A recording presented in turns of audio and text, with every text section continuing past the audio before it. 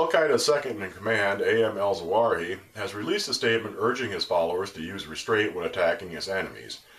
In a message smuggled out from a secret hideout somewhere in Pakistan, al-Zawahiri emphasized his desire to increase dawah, or missionary work, to spread their primitive memes.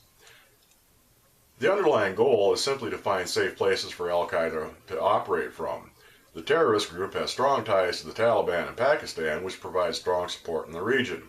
While any reduction in jihad is welcome, the statement clearly left the door to violence wide open when terrorist leader wrote, "As far as targeting the proxies of America is concerned, it differs from place to place. The basic principle is to avoid entering into any conflict with them except in countries where confronting them becomes inevitable." The list of places where confronting them becomes inevitable includes Afghanistan, Iraq, Syria, Yemen, and Somalia. His general guidelines for jihad goes on to say, "Our struggle is a long one and jihad is in need of safe bases." The call to respect Christians, Hindus, and Sikhs living on Muslim territory is certainly welcomed by many. Zawahiri asked his followers to give respect to the lives of women and children and to avoid targeting mosques, markets, and other public places where the groups mix. Al-Qaeda has been working diligently to destabilize Algeria and spread jihadi influence throughout West Africa and the Maghreb. Al-Zawahiri's message in part reads like a terrorist notebook. He asked his mostly Salafist followers to try not to attack other Muslim sects, but to limit their actions to those directly involved in fighting.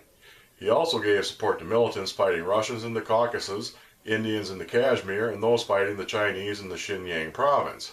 These groups were offered little incentive for restraint. The continued use of indiscriminate violence has made Al-Qaeda unpopular with many Muslims, and Zawahiri knows it. Expert from the Foundation of Defensive Democracies, David Garstein-Ross, said, "It seems to acknowledge the excesses that have tarnished the Al-Qaeda brand."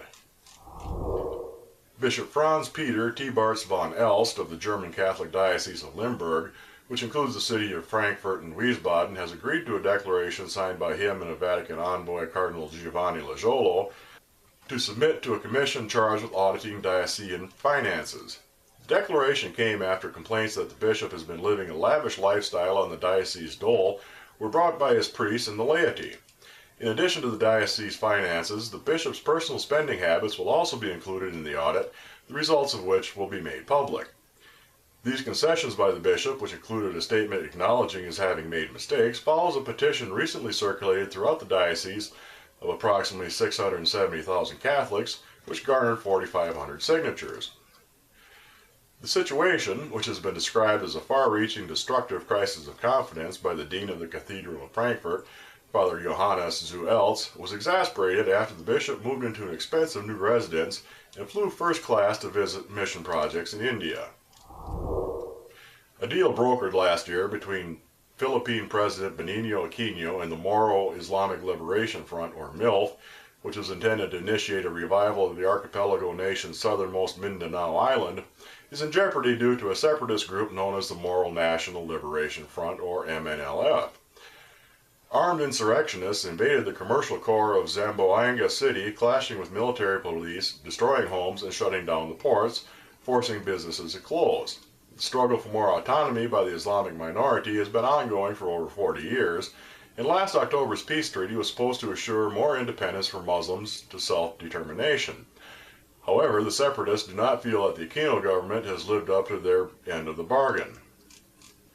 Over 80,000 people have fled the region, and as of press time, reports indicate that the insurgents still hold approximately 30% of the region and have taken over 100 hostages.